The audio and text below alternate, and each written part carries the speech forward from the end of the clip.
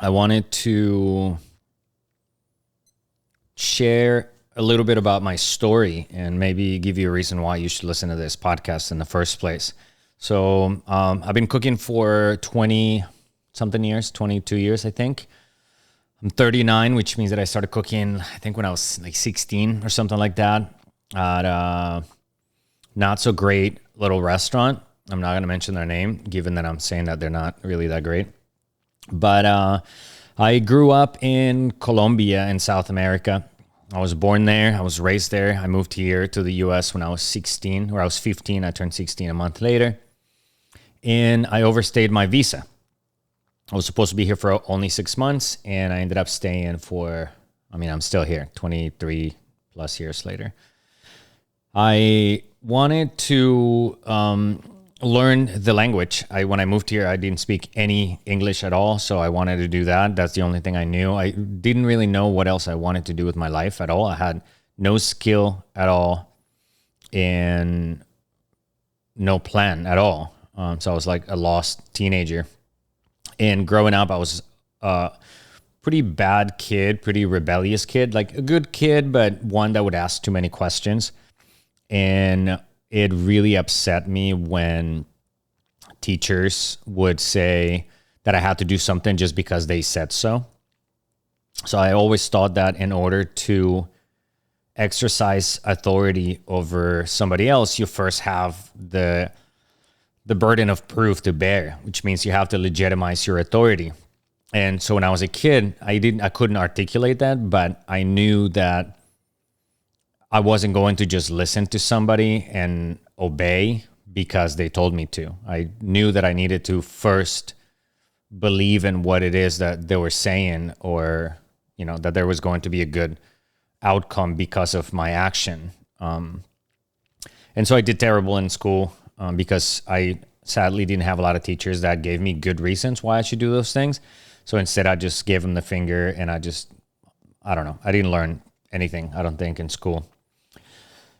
Then, being in the U.S. and overstaying my visa, I didn't know what I was going to do professionally, how I was going to make money, what I was going to do with my life. So I discovered that a job that I could have not having a social security number or a work permit because I was illegal, was working in a kitchen. So that's why I started working in kitchens. I wasn't planning on being a chef. I always really liked eating good food. That was a thing since I was a little kid. I was never a picky eater. Like, in fact, I wanted to try a bunch of new things. So I really enjoyed that. And just by coincidence, that was a job that I could get, and I could travel around. I could kind of find myself, figure out who I was while doing it. So I started at the very bottom. I started, I think, making pizzas was the first thing that I did, and then like flipping burgers and dunking fries in a fryer, things like that at a little like bar place. And because I had a really good attitude, the people that owned that place also owned a higher end restaurant where they actually did a lot of things from scratch, and they did like different pastas and different things like that, and like nicer sandwiches. It wasn't anything incredible, but it was nicer. And because of my good attitude, they took me there. I started cooking there, and there I started taking it seriously. I thought, wow, this is actually super cool. Food is beautiful. I get to eat it for free. And because I was really, really, really, really poor. So it was just a great job, and I started taking it seriously. And then one day I said, should I apply at a fine dining restaurant, even though I don't have a lot of experience? Because that was the dream. That's what I wanted to do. I wanted to do fancy food. And so I applied at a place that was pretty new. Like, the place had opened maybe 6 months before that. And it was really nice, like super high end, the nicest by far in the town where I was living back then. So I went in, and I just went in with a resume and with my great attitude. I knocked on the door and I said, hey, chef, I want to talk to you. I want to explain to you why I'm going to be your best employee. I'm going to work my ass off. I'm going to do anything you ask me to do. I just want to learn.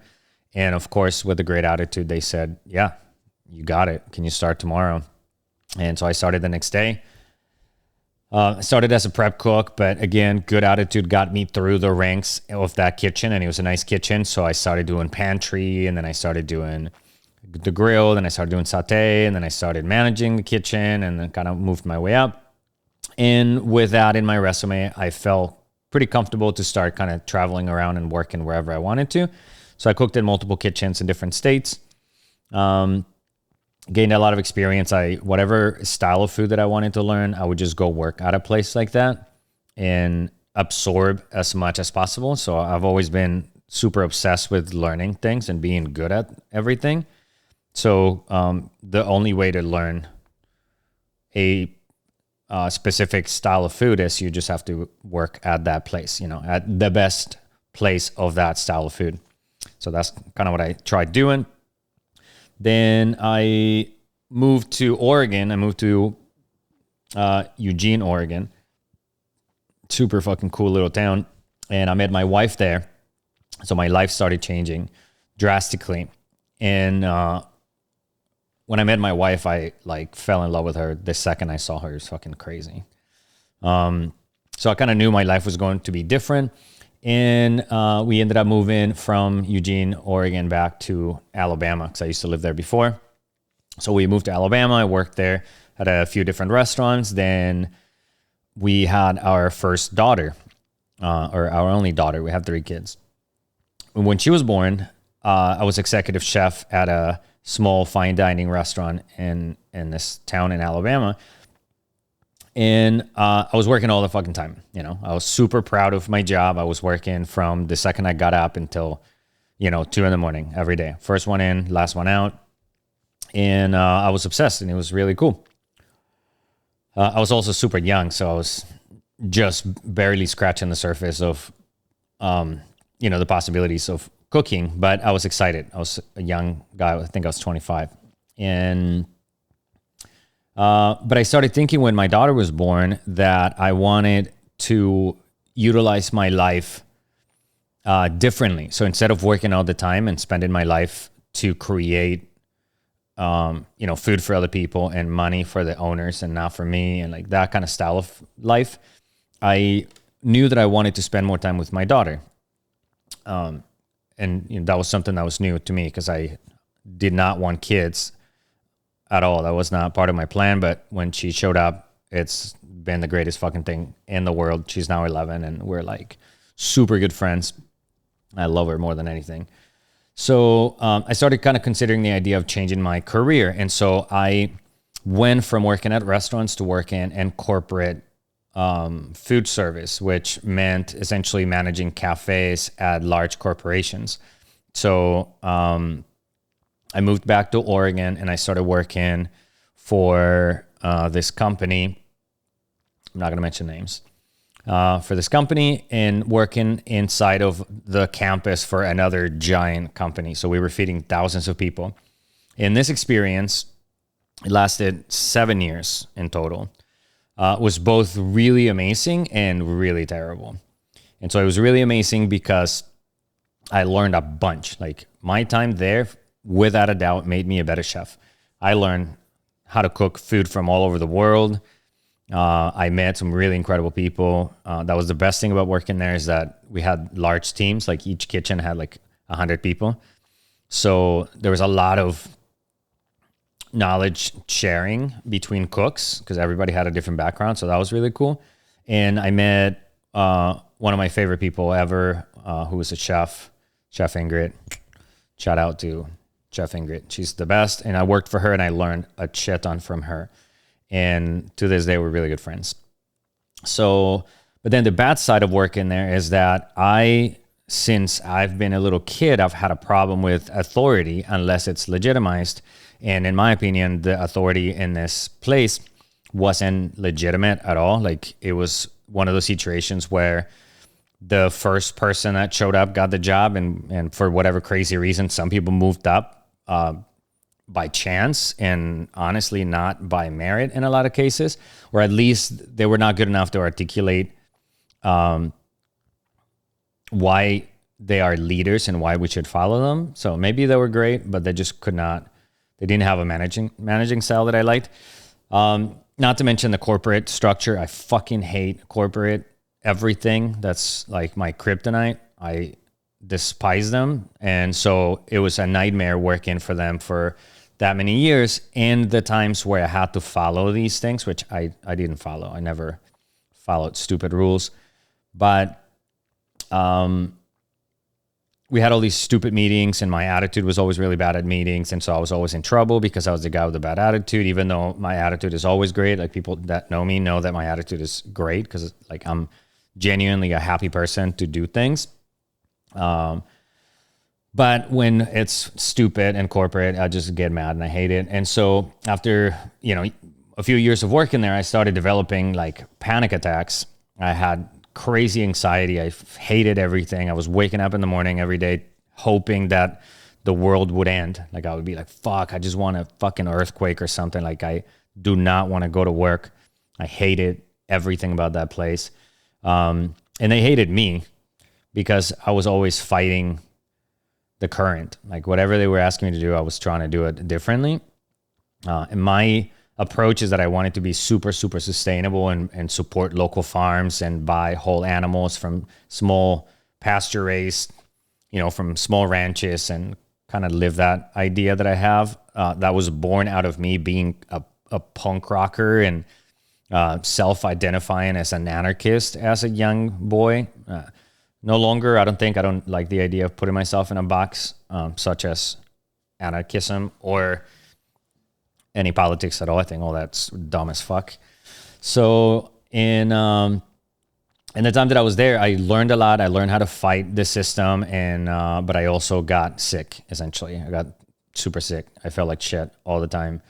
And so I had to leave. So I left, kind of on bad terms. They did a review, and then they kind of gave me a shitty review, even though I felt like I was doing a good job. Maybe I wasn't, to be fair. So anyways, I left on kind of weird terms. Wasn't fired. I quit. And I started my own business. So my own business is, I've been cooking for a long time. So I figured I could make money being a private chef. And I started doing the Airbnb type of gig where somebody else actually started a Yelp account for me, one of my previous clients that I was cooking for. And through there, I started getting requests. So then I started going to Airbnbs for people that travel to this part of the world and they go wine tasting. I live in the Willamette Valley, so there's some of the best wine in the world here. And people fly here, rent a beautiful house. They drink a bunch, and then they want a chef to go to their house that they're renting and cook something delicious. So that was my job. It still is kind of, although I don't do it very often anymore. And I started charging very little. I started charging like $40 a person because, I was just desperate to make any kind of money, and moved my way up to charging. Now my price is like $250 and up. And so in those dinners, I obsess about where I'm sourcing the ingredients, and I'm all about sustainable agriculture. I'm super good friends with everybody that I buy food from. So I hate corporations. I'm probably going to say that 200 times because I do. I think they're destructive, and small farms and small producers and small businesses are super cool, not destructive at all. They actually make our communities great. So I'm a huge, huge fan of small businesses. And at some point, I started teaching also. That's another thing that I was doing. So I was teaching people how to cook, kind of, but what I was doing is working with at-risk youth or underprivileged kids. So kids ages from like 16 to 22 usually, and they're kids whose backgrounds are a little bit rough or didn't have as many opportunities or whatever. And so they're like the perfect people to talk to because they're kind of like what I was or what I still am, kind of like this angry guy that wants to change things. But, I'm really like lovable in reality. So as everybody is, I think. So, or anybody can be, I should say. So I was working with these kids, and honestly, that is my favorite thing to do ever. Like, those classes are just amazing. I love every single part of it.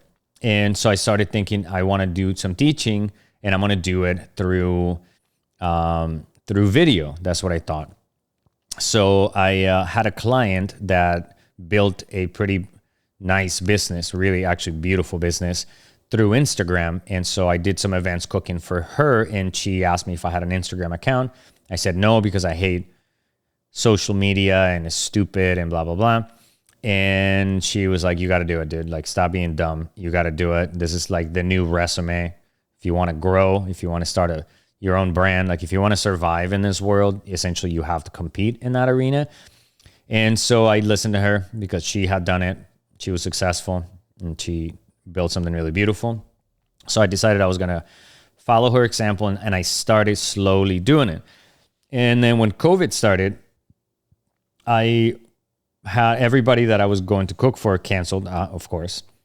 And so all of a sudden I had no job. I had nothing to do. And I decided that I was going to spend my time learning how to film. And so I started at the very bottom, like not knowing anything. Like I had never edited anything. I had never held a camera in my life before, ever. And so I thought that what I needed was just a nicer phone, and I could just do it on the phone. So then I got this thing that I still have since 2020. And I started filming, and then I noticed that it looks like shit. Everything you film with a phone looks like shit. And I have this mentality that I want to be really good at things. Like I want it to be visually really pretty, you know? So phones cannot do that, or maybe they can, but not as well as a real camera. So I just kept learning, and I kept buying courses online, and I kept going on YouTube and obsessing about this art of storytelling and filmmaking. And it's been a couple of years since I started. I'm still pretty shitty at it, but I'm getting better, and I'm really enjoying doing it. And I'm learning like new software for editing, and like it's like this weird passion that I found, even though it's something that I never honestly had any interest in until like 2 years ago. But now I love it. And so because I started taking the whole Instagram thing seriously, I started getting like weird gigs that were like a big deal, like people reaching out to me and asking me to cook for them, people that were like important people. And yeah, so long story short, I've had requests from, or I started getting requests from an NBA basketball team from the Trailblazers, and I met the other chefs. I actually got the gigs through the chefs that were working as private chefs for the Trailblazers. Again, some of the coolest people I know. Now, I try to hang out with them as much as possible, but it doesn't happen as much as we should. But they're really awesome people. And so they kind of they allowed me to be part of those events.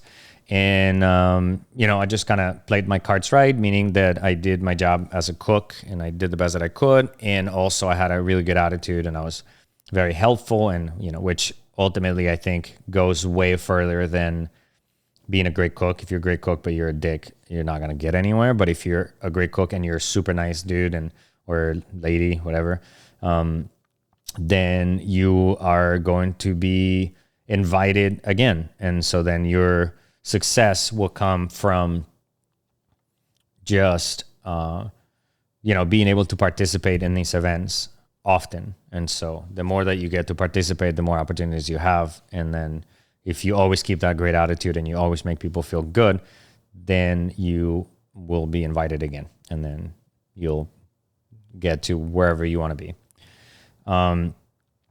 And so kind of the end of my story is that because of Instagram, I ended up cooking for people like Jessica Alba, and then I became the private chef for Norman Powell, who was my favorite basketball player ever.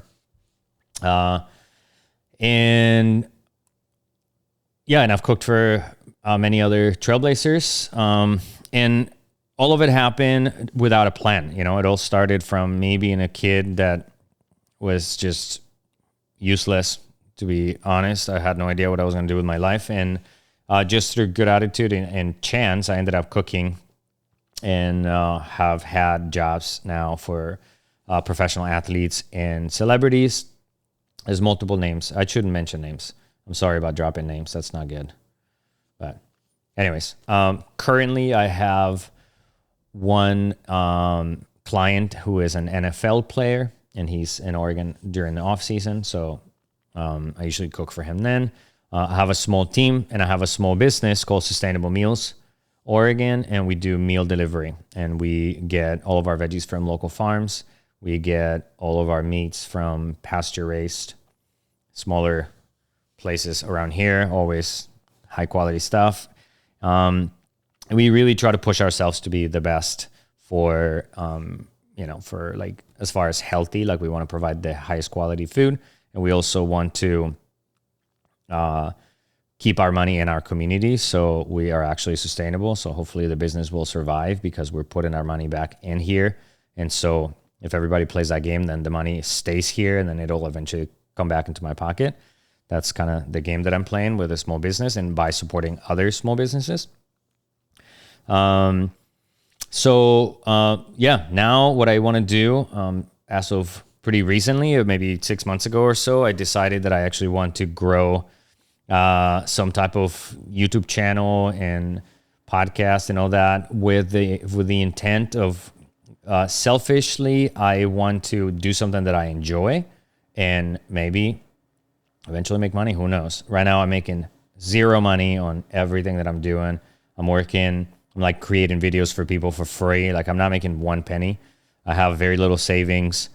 And I just invested a shit ton of money in equipment. And I'm doing it because I really do believe in this cause. Like I believe in chefs like looking for a better life. And that's not to say that I'm going to somehow help them, but I think having a community, being part of a conversation, talking to people, talking about their stories of what they went through in different kitchens, what we've learned. Also, I want to include farmers because I think farmers are obviously the foundation of our food system, and we need to help them grow. Like as chefs, our mission is to help farmers grow because without them, we're fucked. Then essentially there's no good food because all of our food will come from the big places, which is food that no one has put any love into at all. And therefore, it's not as delicious as it could be and also not nutritious at all because it's grown in not the proper way. But anyways, I digress. I want to just have conversations with cool people and I want to record myself doing shit like this. And if 3 people listen to it, then that's awesome. If 10 people listen to it, that's even better. And I hope that I can somehow, help in any way. If I can, maybe reach out to me through Instagram or something, at Chef Andre PDX. And that's it. That's a little bit about me. So now I just want to create videos, I think, for small businesses. That's kind of my passion. It's just small businesses. So I want to help them be able to fight the big guys that have huge budgets and amazing, cinematic marketing. And I want to do that for the little guys for no money. And I think my success will come at some point through the success of others. If I make sure that everybody in my community is taken care of, then somehow I'll be fine. That's my plan. It's just not a very mathematical plan, but I think it's going to work out. So anyways, that's a little bit about me. Thanks for listening. Share this if you like it or whatever you want to do. Okay. Thank you. Bye. Peace.